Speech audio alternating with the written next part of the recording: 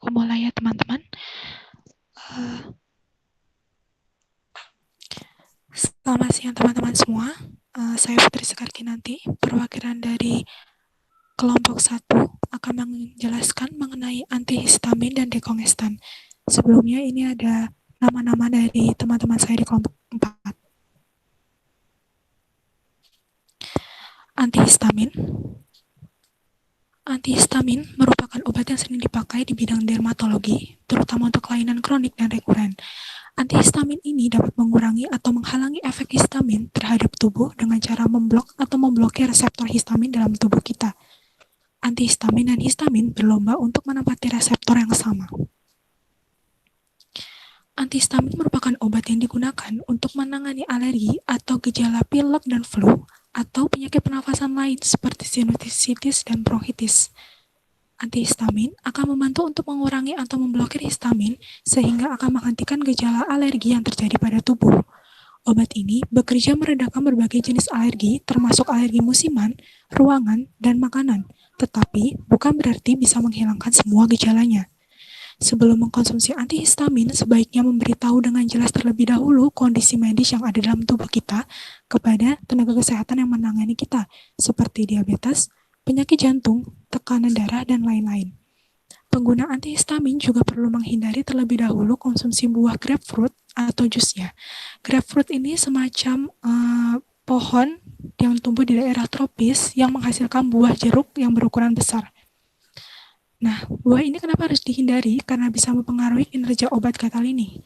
Setelah mengkonsumsi obat ini, sebaiknya jangan mengemudi atau melakukan aktivitas yang membutuhkan kewaspadaan sampai tahu pengaruh dari mengkonsumsi obat antihistamin ini di tubuh kita. Nah, ini ada penggolongan obat antihistamin dengan keterangan dan dosis tunggal yang disarankan. Ada etanolamin, etilendiamin, kemudian propilamin, piperazin, fenotiazin.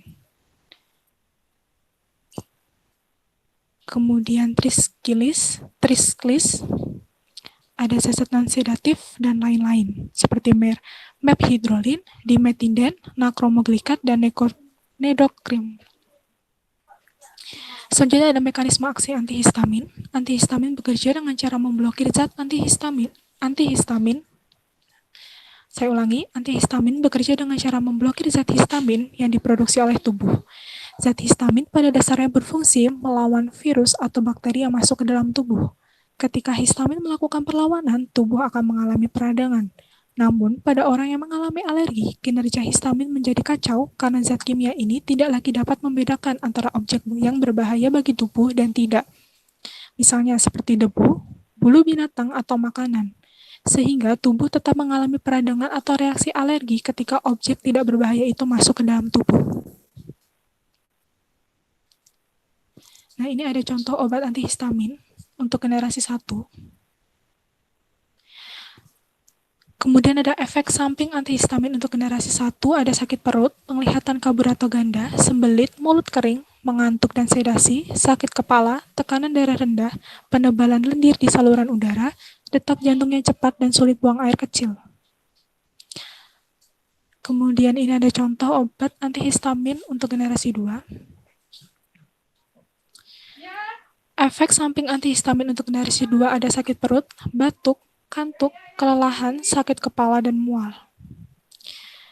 Kita lanjutkan ke dekongestan. Dekongestan merupakan obat yang bisa digunakan untuk meredakan kongesti nasal atau hidung tersumbat yang umumnya disebabkan oleh flu, pilek, sinusitis, dan alergi. Dekongestan merupakan golongan obat pelega pernafasan dengan kategori obat resep, jadi harus dikonsumsi dalam resep dokter. Bentuk dari obat dekongestan adalah obat hirup, kapsul, tablet, sirup, dan bubuk. Cara menggunakan dekongestan tergantung dengan produk yang kita pilih. Ada yang dihirup dan ada juga yang diminum, namun umumnya dekongestan dikonsumsi dengan cara dihirup. Dekongestan bekerja dengan cara meredakan pembengkakan pembuluh darah di dalam hidung yang disebabkan oleh kondisi-kondisi yang telah saya sebutkan sebelumnya, sehingga saluran nafas menjadi terbuka dan nafas menjadi lega. Mekanisme aksi dari dekongestan. Dekongestan termasuk dalam agonis adrenergik atau simpatomimetik. Mekanisme aksinya, stimulasi dari reseptor alfa adrenergik menarik pembuluh darah sehingga menurunkan pembengkakan pembuluh sinus dan edema mukosa. Aksi langsung dekongestan mengikat reseptor adrenergik.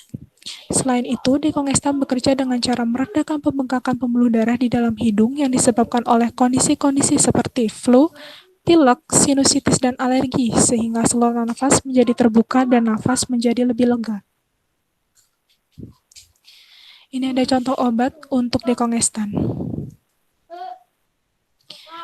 Kemudian ada efek samping dari penggunaan dekongestan, antara lain iritasi pada lapisan hidung, mulut terasa kering, mual, sakit kepala, tremor, merasa gelisah, sulit buang air kecil yang umumnya terjadi pada pria, sulit tidur, ruam, dan jantung berdebar. Sekian presentasi yang dapat saya sampaikan. Apabila terdapat pertanyaan, boleh langsung disampaikan.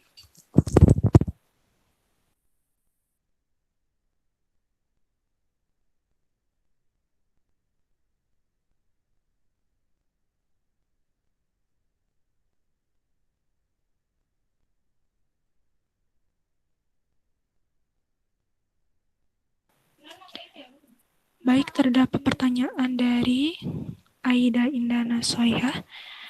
Izin bertanya, untuk contoh obat antihistamin itu kan ada 2 generasi, kemudian efek samping dari antihistamin generasi 1 dan 2 itu cenderung berbeda. Lalu apa saja yang membedakan antara obat antihistamin generasi 1 dan 2? Baik, terima kasih pertanyaannya. Sebentar saya siapkan dulu jawabannya.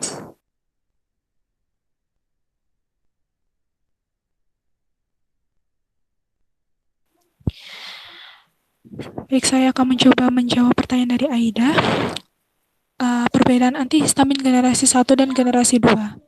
Untuk antihistamin generasi 1, antihistamin generasi 1 ini memiliki H1 antihistamin yang dapat menembus ke dalam otak sehingga menyebabkan sedasi, mengantuk, kelelahan, dan gangguan konsentrasi, serta ingatan karena selektivitas reseptor yang buruk dan sering berinteraksi dengan reseptor biologi amina lain yang menyebabkan efek antimuskarinik, antiadrenergik, dan antiserotinin yang dapat mengganggu konsentrasi dan fokus tubuh.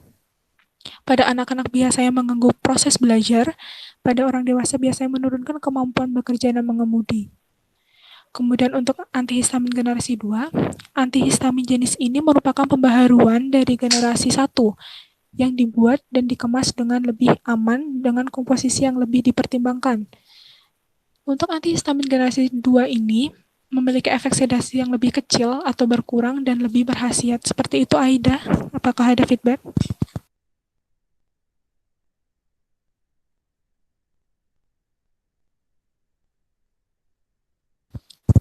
Baik, terima kasih Aida.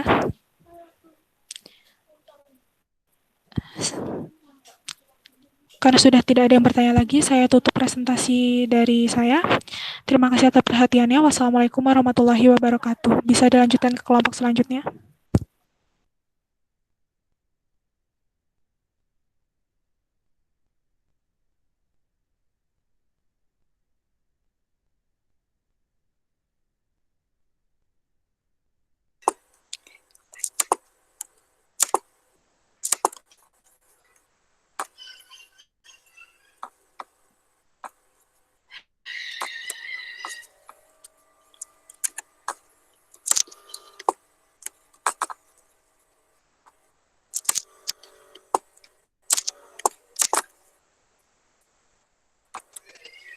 Ya, saya mulai ya. Assalamualaikum warahmatullahi wabarakatuh. Saya perwakilan dari kelompok 5 akan mempresentasikan hasil diskusi kelompok kami yaitu mengenai mukolitik, ekspektoran, dan antitusif dengan anggota Egidia, Hasna, Reza, Zekiatul, Eka, Nana, dan Ivana. Ya, nantinya akan dijelaskan mengenai indikasi, mekanisme aksi, contoh obat, dan efek samping obat. Pertama yaitu mukolitik.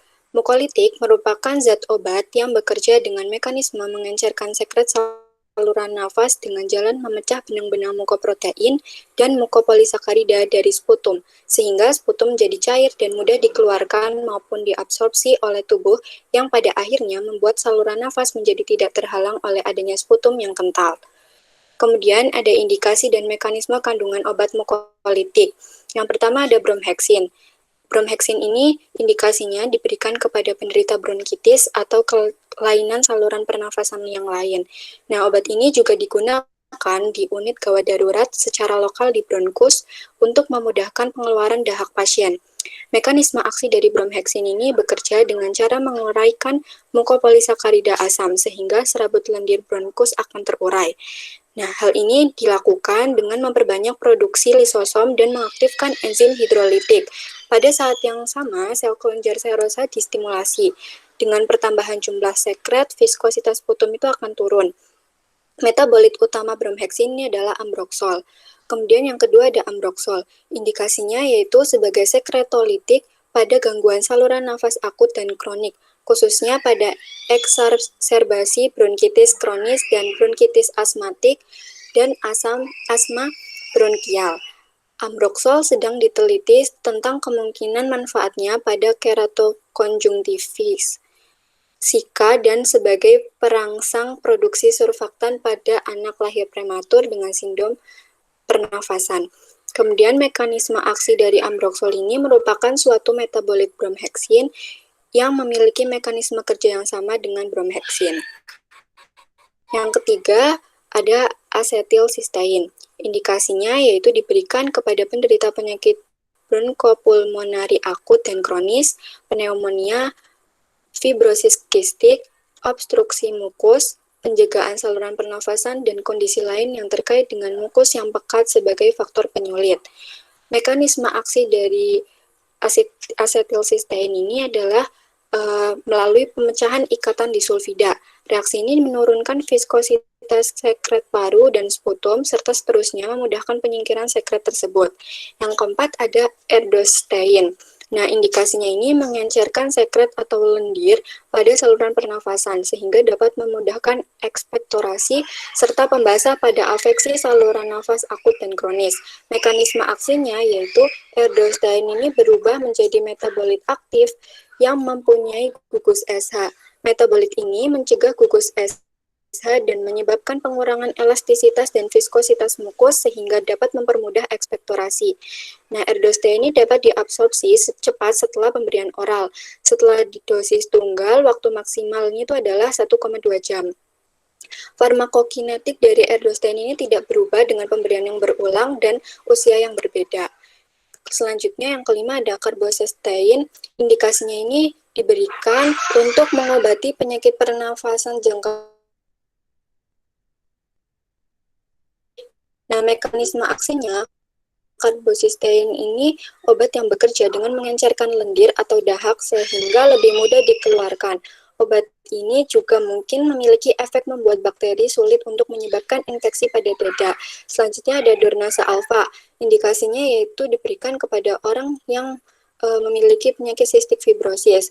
Obat batuk berdahak ini biasanya harus dengan resep dokter. Obat ini digunakan dengan dihirup melalui nebulizer. Mekanisme aksinya meningkatkan fungsi paru-paru pada pasien sistik fibrosis berusia di atas 5 tahun dengan indeks setidaknya VFC 40% dari norma. Nah, hal ini digunakan untuk mengobati pasien dengan penyakit paru-paru kronis tertentu, termasuk bronkiektasis, COPD, pengembangan paru-paru bawaan pada anak, pneumonia kronis, negara imunodefisiensi, dan melanjutkan dengan paru. Selanjutnya contoh obatnya itu ada bromheksin, yaitu efek sampingnya ada hipersensitivitas, shock dan reaksi anafilaktik, bronkopasma, mual, muntah, diare, dan nyeri perut bagian atas, ruam, angioedema, urtikaria, serta pruritus. Kemudian yang kedua ada ambroksol. Efek sampingnya itu adalah reaksi intoleran setelah pemberian ambroksol pernah dilaporkan tetapi jarang. Efek samping yang ringan pada saluran-saluran cerna pernah dilaporkan tetapi hanya pada beberapa pasien. Kemudian ada reaksi alergi, reaksi pada kulit, pembengkakan wajah, dyspnea, demam, dan tidak diketahui efeknya terhadap kemampuan mengendarai atau menjalankan mesin. Yang ketiga ada asetilsistein. Efek sampingnya ini pada penggunaan sistemik menimbulkan reaksi hipersensitif, kemudian seperti urtikaria dan bronkospasma. Kemudian pada penggunaan aerosol, iritasi nasofaringel dan saluran cerna seperti pilek, stomatitis, mual, dan muntah. Kemudian ada erdostein, yaitu efek sampingnya itu tidak ditemukan terhadap saluran pencernaan dan efek sistemik. Kemudian ada karbosistein, efek sampingnya ini terkadang menimbulkan iritasi saluran cerna dan juga ruam. Yang terakhir ada donase alfa, efek sampingnya itu ada perubahan suara, kemerahan mata, atau iritasi, ingusan, dan iritasi tenggorokan. Jadi efek samping secara keseluruhan itu pada pencernaan itu bisa terjadi mual, muntah, diare, rasa penuh di perut, dan nyeri ulu hati. Kemudian ada reaksi alergi, tetapi hal ini jarang terjadi. Kemudian ada sakit kepala, hipersensitivitas, dan rasa terbakar pada jantung. Selanjutnya ada ekspektoran. Nah, ekspektoran ini merupakan obat yang digunakan untuk merangsang pengeluaran dahak dari saluran pernafasan atau ekspektorasi dengan cara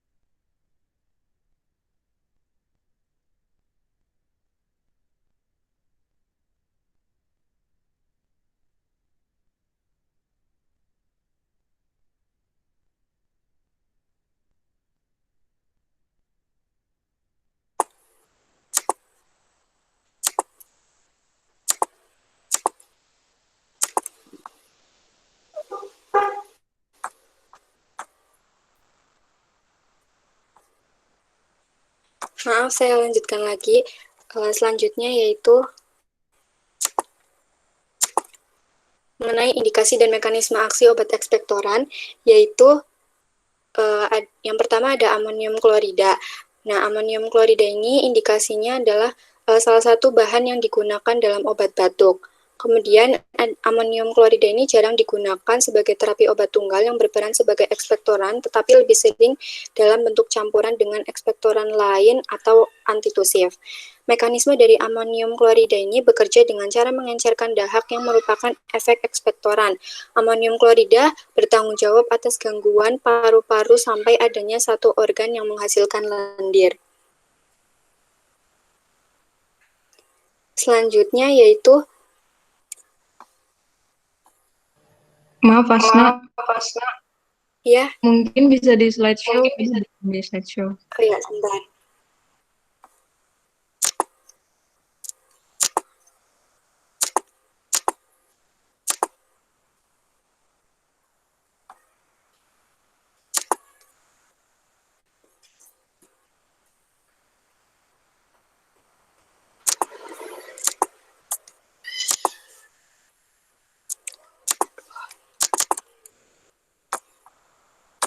Sebentar ya.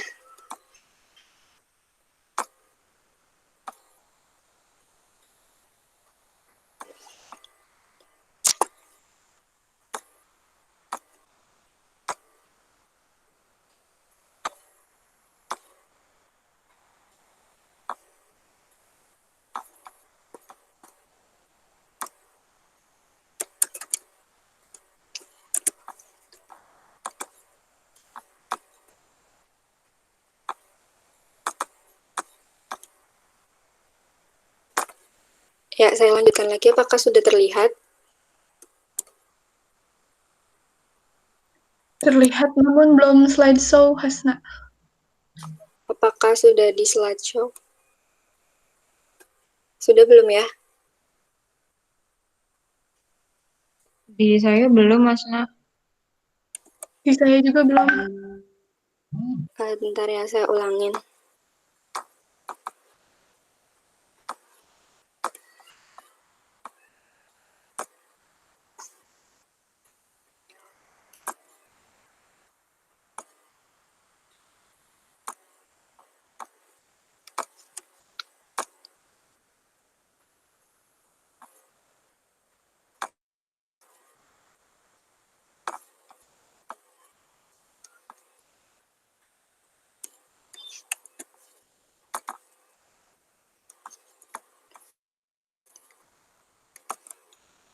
Sudah belum ya? Sudah terlihat. Sudah, Hasna. Ya, oke. Saya lanjutkan. Selanjutnya ada gliseril guaicolat. Indikasinya ini merupakan ekspektoran obat batuk produktif, yaitu meningkatkan volume dan mengurangi kekentalan sputum yang kuat. Mekanismenya ini bekerja dengan cara meningkatkan volume dan menurunkan viskositas dahak di trakea dan bronkiolus, kemudian merangsang pengeluaran dahak menuju faring. Selanjutnya contoh obat dari ekspektoran ini ada amonium klorida dengan merek dagang yaitu ada OBH Molex, Coq-N, Ramadril Antusin, dan sebagainya. Efek sampingnya yaitu asidosis metabolik, EEG abnormal, rasa ngantuk yang berlebihan, gejala keracunan amonia, tetania yang biasanya ditandai oleh kram otot, kejang atau tremor, hipokalemia, hiperkloremia, hiperventilasi, ruam, kejang, demam, nyeri perut, sakit kepala, kebingungan mental, serta bradikardia, dan fase kegembiraan bergantian dengan koma. Selanjutnya ada gliseril guaicolat. Efek sampingnya itu ada rasa pusing dan mengantuk, penurunan kadar asam, nyeri perut, mual, muntah, dan sakit perut, dan ruam kulit. Kemudian ada contoh obat dari ekspektoran selanjutnya ada potasium sitrat. Efek sampingnya ini meningkatkan buang air kecil, kebingungan, kegelisahan, denyut jantung yang tidak rata, haus yang ekstrim, ketidaknyamanan kaki, kelemahan otot atau perasaan lemas dan rasa kantuk. Kemudian ada terpin hidrat, efek sampingnya ini mengantuk, pusing, kehilangan nafsu makan, mual atau muntah, dan gangguan pencernaan dapat terjadi. Yang terakhir ada antitusif. Antitusif ini merupakan obat yang digunakan untuk mengurangi gejala batuk yang disebabkan oleh berbagai hal, termasuk infeksi virus pada saluran napas atas. Sebelum antitusif diresepkan, batuk harus dikenal terlebih dahulu penyebabnya. Saat penyebabnya tidak diketahui, antitusif juga dapat berguna untuk batuk yang mengganggu tidur. Penggolongan antitusif ini dibagi menjadi dua. Yang pertama ada antitusif sentral. Ini menekan rangsangan batuk di pusat batuk yang terletak di sumsum sambungan atau medula. Dan juga bekerja terhadap pusat saraf lebih tinggi atau di otak dengan efek tranquilizer. Antitusif sentral ini dapat menimbulkan depresi sistem saraf pusat tambahan bila digunakan bersama depresan sistem saraf pusat lainnya.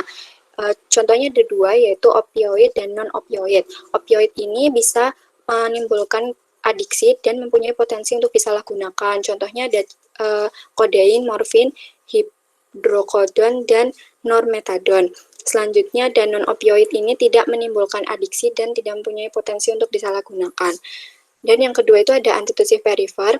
Ini merupakan obat antitusif yang bekerja secara perifer di luar SSP dan menekan batuk dengan cara menurunkan satu atau lebih responsitas dari saraf sensorik yang berperan pada refleks, yaitu pada reseptor iritan perifer dengan cara anestesi langsung atau secara tidak langsung mempengaruhi lendir saluran nafas. Contohnya yaitu ada benzonatat, kemudian levodopropisin, maguistein. Mekanisme aksi dari obat antitusif ini yaitu yang pertama ada dextromethorphan HBr. Ini aksi sentral pada pusat batuk di medula dengan meningkatkan ambang rangsang refleks batuk. Dextromethorphan ini diabsorpsi melalui saluran cerna, di metabolisme dalam hati, dan dieskresi melalui ginjal dalam bentuk tidak berubah ataupun bentuk demilat morfinon. Kemudian ada kodein, ini aksi sentral pada pusat untuk batuk di medula. Kemudian ada difenhiramin, ini menghambat pelepasan histamin atau H1 dan asetilkolin. Kemudian ini juga menghalangi reseptor H1 pada perifer nociceptor sehingga mengurangi sensitisasi dan dapat mengurangi gatal yang berhubungan dengan reaksi alergi. Selanjutnya ada noscapin. Mekanisme kerjanya ini membebas histamin yang kuat dengan efek bronkokonstristik dan hipotensi pada dosis besar. Dan yang terakhir ada promethazine. Ini menekan SSP sehingga meredakan rangsangan batuk akibat sifat sedatif dan kolinergiknya yang kuat. Contoh obat antitusif ini ada dextromethorphan dengan efek samping yaitu penekanan aktivitas silia bronkus yang hanya terjadi pada dosis tinggi. Toksisitasnya juga rendah. Kemudian dosis berlebih ini menimbulkan pusing, diplopia, sakit kepala, mual, dan muntah.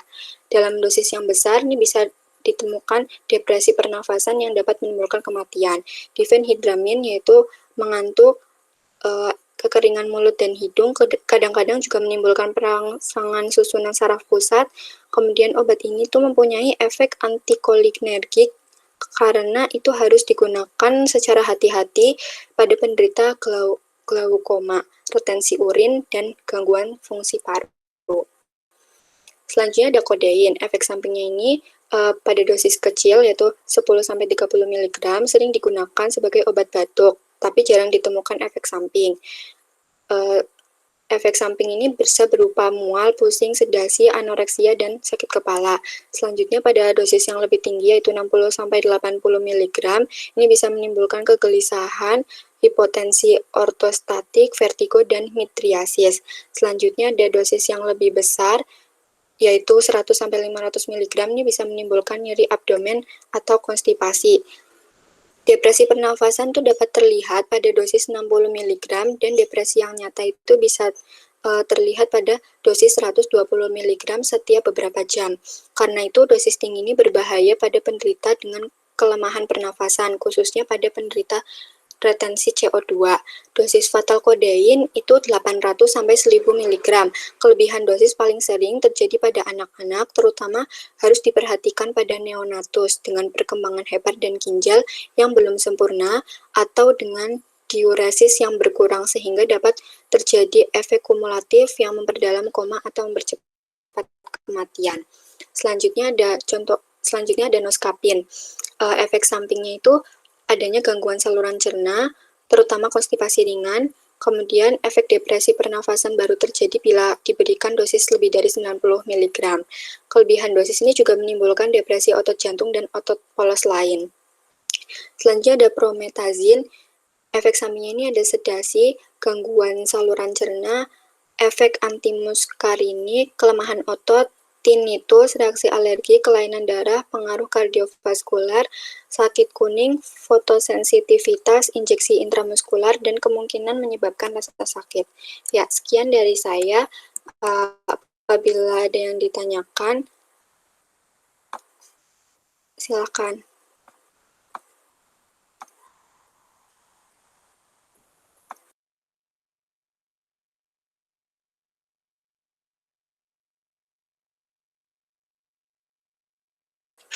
Ya, ini ada pertanyaan dari Nadia Nurasizah Rahmani. Izin bertanya, yaitu apa perbedaan dari mukolitik, ekspektoran, dan antitusif? Sebentar ya, saya siapkan.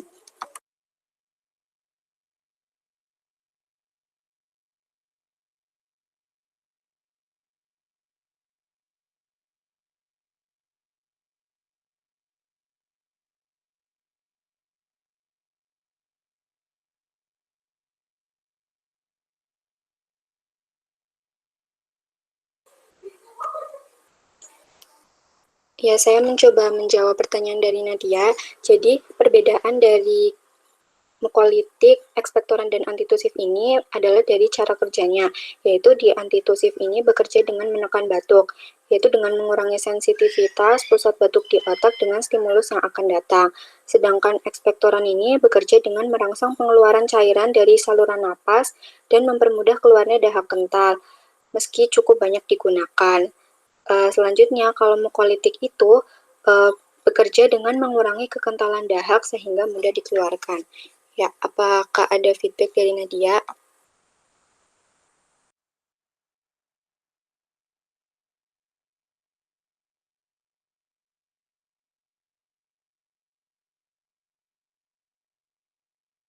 Ya, sama-sama. Apakah ada pertanyaan yang lain?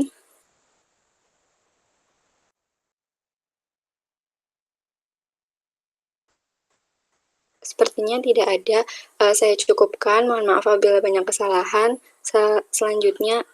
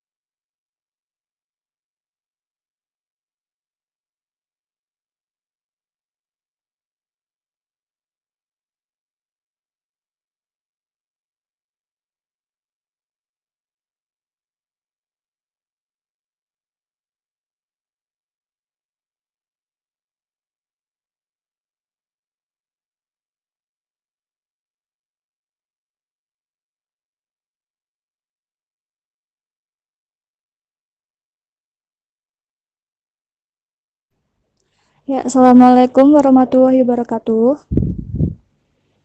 Waalaikumsalam Saya warahmatullahi wabarakatuh. Rizkyani Dwita Mutiara dan Raden Baladi kami dari kelompok 6 akan mempresentasikan mengenai anti diabetes. Dengan anggota kelompok yang pertama ada Ayidah Indana Sulihah, yang kedua ada Radi, yang ketiga Raden Baladi, yang keempat Atikah, yang kelima ada Fadia Hairunisa, yang kelima ada Meli Alfiana Kurniasari, dan yang ke-6 ada Rizkyani Mutiara. Selanjutnya adalah pengertian diabetes. Diabetes adalah penyakit metabolik kronik yang ditandai dengan tingginya kadar gula dalam darah dari waktu ke waktu menyebabkan kerusakan serius pada jantung, pembuluh darah, mata, ginjal, dan saraf. Tapi yang paling umum adalah diabetes tipe 2. Diabetes tipe 2 itu biasanya terjadi pada orang dewasa. Terjadi ketika tubuh menjadi resisten terhadap insulin atau tidak menghasilkan cukup insulin. Sedangkan pada diabetes tipe 1 dikenal sebagai diabetes remaja atau diabetes yang ketergantungan kepada insulin, di mana kondisi kronis pankreas menghasilkan sedikit atau tidak ada insulin dengan sendirinya. Bagi penderita diabetes, akses ke pengobatan yang terjangkau, termasuk insulin, sangat penting untuk kelangsungan hidup mereka. Ada target yang disepakati secara global untuk menghentikan peningkatan diabetes dan obesitas pada tahun 2025. Selanjutnya ada macam-macam golongan obat dari antidiabetes. Yang pertama ada sulfonylurea. Sulfonylurea adalah salah satu golongan obat antidiabetes yang digunakan dalam menangani hipoglikemia pada penyandang diabetes mellitus tipe 2 selama lebih dari 40 tahun. Sulfonylurea digunakan untuk pasien yang tidak kelebihan berat badan atau yang tidak dapat menggunakan metformin. Mekanisme aksinya, yang pertama, menstimulasi pelepasan insulin yang tersimpan. Selanjutnya, menurunkan ambang sekresi insulin dan meningkatkan sekresi insulin sebagai akibat rangsangan glukosa. Sulfonylurea terikat dengan permukaan reseptor pada membran sel beta dan menghambat ATP sensitif potassium channel sehingga mencegah keluarnya kalium dan terjadilah depolarisasi. Membran sel depolarisasi membuka voltage dependent calcium channel. Akibatnya, kalsium ekstraseluler masuk ke dalam sel dan akhirnya meningkatkan kalsium sitosolik yang merangsang insulin. Contoh obatnya yang pertama ada glipizid. Itu adalah obat yang digunakan dengan diet teratur dan program olahraga untuk mengendalikan gula darah tinggi pada orang yang diabetes tipe 2. Selanjutnya ada gliclazid. Itu dengan menurunkan kadar gula darah dengan cara merangsang pankreas untuk menghasilkan lebih banyak hormon insulin dan membantu tubuh menggunakan insulin dengan lebih efisien. Yang ketiga ada glibenclamid atau gliburid. Obat ini untuk mengendalikan kadar gula darah yang tinggi pada diabetes tipe 2. Efek samping yang biasa terjadi, yang pertama ada kadar gula darah rendah. Yang kedua ada kenaikan berat badan. Yang ketiga, gangguan gastrointestinal. Yang keempat, gangguan fungsi hati seperti hepatitis. Dan yang kelima ada alergi kulit seperti erythema multiforme, dermatitis eksfoliatif, dan yang keenam ada demam. Selanjutnya, yang kedua ada biguanida. Indikasi pada golongan obat biguanida ini hanya ada metformin. Metformin adalah golongan dimetil biguanid, merupakan OH yang digunakan untuk menurunkan kadar glukosa darah pada diabetes mellitus tipe 2, terutama dengan pasien yang memiliki berat badan berlebih. Apabila pengaturan diet dan olahraga itu tidak dapat mengendalikan kadar gula darah. Selain itu, metformin dapat digunakan sebagai monoterapi atau dalam kombinasi dengan obat antidiabetik lain atau insulin pada pasien dewasa, atau juga dengan insulin pada pasien yang remaja dan anak dengan usia lebih dari 10 tahun. Selain itu, dapat digunakan untuk diabetes yang tidak dapat dikendalikan dengan obat sulfonylurea.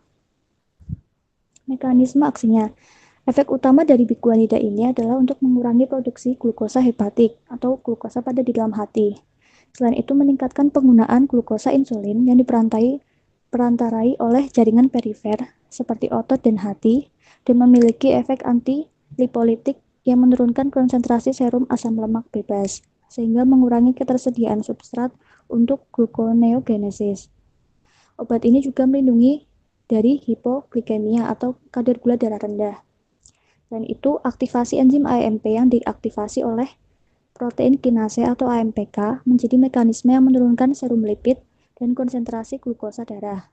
Hal tersebut kemudian menekan lipogenesis dan menurunkan lemak seluler sintesis asam di hati dan otot, yang pada gilirannya meningkatkan sensitivitas insulin dan akhirnya mengurangi kadar glukosa dalam darah. Selanjutnya diekskresi melalui urin.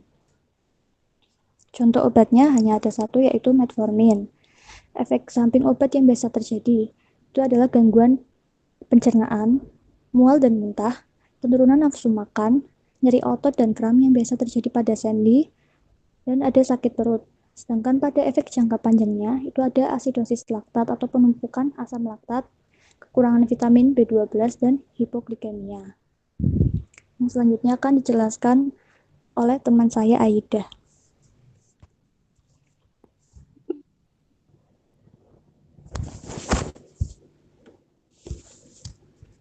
Baik, yang ketiga ada golongan obat thiazolidin diones atau biasa disingkat dengan TCDs. Ini juga dikenal sebagai glitazone setelah obat prototipikal siglitazone. Merupakan kelas senyawa heterosiklik yang terdiri dari cincin C3NS beranggota 5.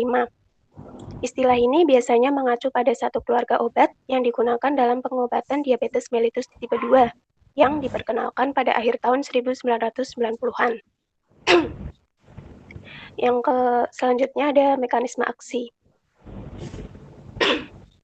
Obat diabetes ini berfungsi untuk meningkatkan sensitivitas sel tubuh dalam menggunakan insulin sehingga glukosa dapat digunakan lebih efektif.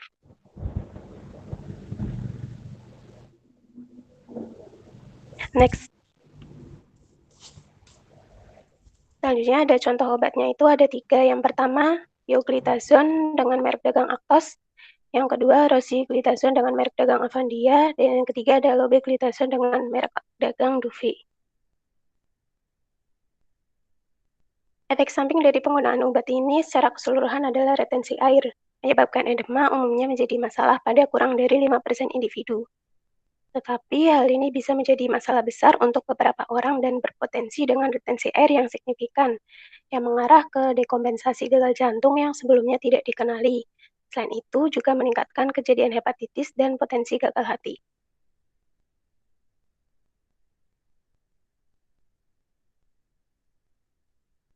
Next. Nah, yang selanjutnya ada obat inhibitor alfa glukosida. Obat ini merupakan senyawa yang dapat mencegah digesti karbohidrat kompleks menjadi glukosa, sehingga berpotensi digunakan sebagai obat diabetes. Senyawa ini cocok digunakan untuk penderita diabetes mellitus tipe 2. Alfa-glukosida merupakan suatu enzim pada usus yang bekerja mencegah karbohidrat kompleks menjadi monosakarida. Salah satunya adalah glukosa. Mekanisme aksi dari obat ini adalah dengan menghambat penguraian sukrosa dan kompleks karbohidrat di usus kecil atau usus halus. Obat ini bekerja secara kompetitif, menghambat beberapa enzim seperti maltase, isomaltase, sukrase, dan glukoamilase di usus halus. Next. Contoh obatnya itu ada 3. Yang pertama akarbosa, dijual dengan merek dagang Precos. Selanjutnya ada Glucobay, Gluco, dan Parandes. Contoh obat yang kedua ada Miglitol dengan merek dagang Glycet. Dan yang ketiga ada Voglibose. Obat oral ini harus diminum sehabis makan. Jadi jika seseorang melewatkan makan, maka ia juga harus melewatkan obat ini. Dan apabila dia menambahkan makanan, maka ia juga harus menambahkan obat ini. Kemudian ada efek sampingnya, itu yang pertama gas perut, lalu diare, dan perut kembung. Di usus besar, bakteri akan mencerna karbohidrat kompleks sehingga menimbulkan efek samping saluran cerna seperti perut kembung dan diare. Next. Golongan obat yang kelima ada inhibitor sodium glucose kontransporter 2 atau biasa disingkat dengan SGLT2. Merupakan protein pada manusia yang memfasilitasi reabsorpsi glukosa dalam ginjal. Inhibitor SGLT2 ini biasanya mengeblok reabsorpsi glukosa dalam ginjal, kemudian meningkatkan ekskresi glukosa dan kadar glukosa darah. Mekanisme aksi dari obat ini adalah menghambat reabsorpsi glukosa ginjal pada peningkatan kadar glukosa. Adanya glukosuria mengindikasikan bahwa penghambatan SGLT2 akan mentransfer glukosa dari darah ke urin, sehingga urin atau air seni yang dikeluarkan akan mengandung gula. Konsep penghambatan reabsorpsi glukosa ini berkembang dari penemuan penyakit bawaan dan didapat dengan kontrol glukosa ginjal terganggu dan sejumlah glukosa diekskresi ke urin, seperti penyakit mutasi SGLT2 dan malabsorpsi glukosa galaktosa akibat mutasi SGLT1. Next. Contoh obatnya itu ada 4. Yang pertama, Canagliflozin itu dengan merek dagang Invokana. Yang kedua, Dapagliflozin dengan merek dagang Varsga. Yang ketiga, Epagliflozin dengan merek dagang Jardiance. Yang keempat, Ertugliflozin dengan merek dagang Teglatro. Adapun efek samping dari obat ini berdasarkan studi prospektif yang melibatkan lebih dari 600 wanita diabetes, itu menunjukkan bahwa glukosuria tidak meningkatkan risiko infeksi saluran kemih. Hal ini juga didukung oleh data uji klinik fase 1 dan fase 2, bahwa tidak ada perbedaan kejadian infeksi saluran kemih di antara pasien yang mendapat terapi inhibitor SGLT2 dibandingkan dengan placebo. Efek samping potensial lain juga berhubungan dengan inhibisi non-selektif jalur GLUT di luar ginjal, seperti inhibisi non-spesifik SGLT oleh fluorizin itu dapat mempengaruhi pengambilan glukosa di otak dan menghambat respon aktivasi hipotalamik ventromedial terhadap hiperglikemia. Sekian presentasi dari kelompok kami, silahkan jika ada yang ingin ditanyakan.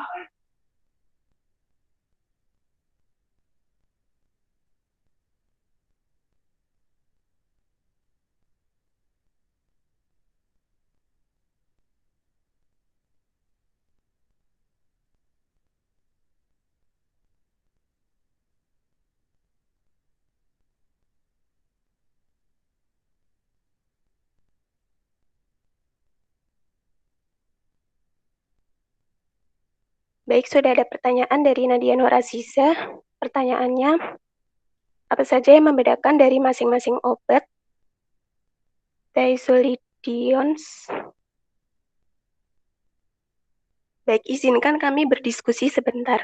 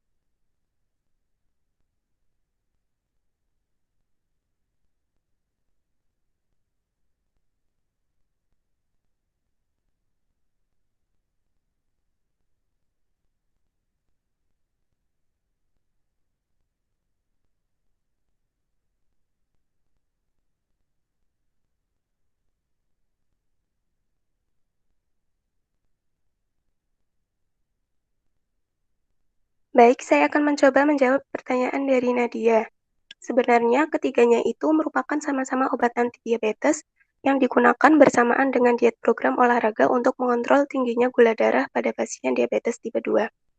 Yang membedakan itu pada efek samping yang ditimbulkan dari masing-masing obat. Yang pertama, golongan obat pioglitazone itu diperkirakan oleh FDA dapat meningkatkan efek kanker kandung kemih.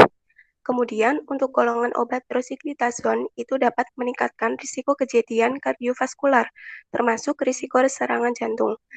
Nah, untuk izin edar golongan obat ini pun juga sudah ditarik di beberapa negara seperti Indonesia, Eropa, dan Amerika.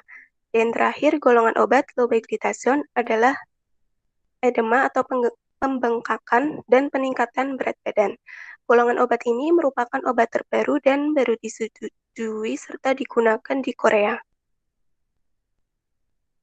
Bagaimana Nadia? Apakah ada feedback?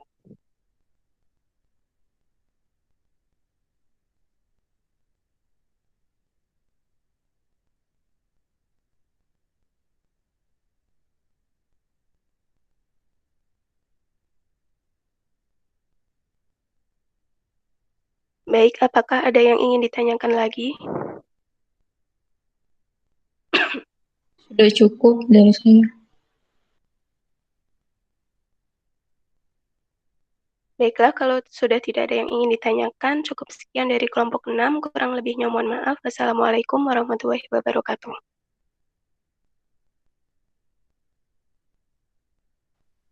Terima kasih kelompok 4, 5, dan 6.